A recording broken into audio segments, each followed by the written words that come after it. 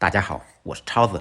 这个季节要多吃白萝卜。今天用白萝卜给大家分享一道炸酥丸子，做法非常简单，一看就能学会。首先准备一个可爱的白萝卜，刮掉外皮，去皮以后直接用擦板擦成细丝。嫌麻烦的也可以用手切。切好的土豆丝不要直接炸至。锅中做水，水开以后放入萝卜丝，在锅中焯水。萝卜丝经过焯水以后，可以去除涩味和多余的水分。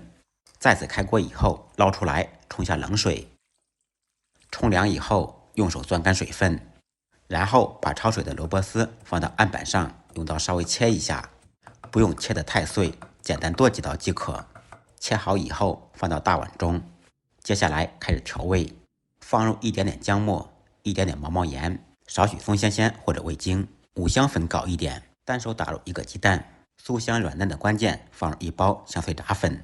它可不是普通的淀粉，是由小麦粉、玉米淀粉、糯米粉调配而成，不仅可以用来炸丸子、炸酥肉、炸蘑菇，都外酥里嫩。再放入一点芝麻香油，用我的右手充分搅拌均匀，搅至没有干粉的状态，萝卜、淀粉融合在一起。接下来起锅，做小宽油，先开大火把油温烧至4、5成热，150度左右。油热以后，放入丸子，在锅中炸至。全部下锅以后，转开中火炸约2分钟，把丸子炸熟炸透。期间可以用罩里搅动，使其受热均匀，打出残渣。2分钟以后，把丸子捞出来，这时候还不够金黄，不够酥脆。开大火把油温烧至6成热，高油温，大火再炸10几秒钟，2次复炸。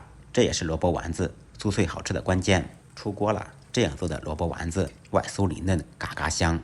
学会的朋友们可以点赞收藏，按照我的方法试一下。再忙再累，记得按时吃饭。下期视频见，拜拜。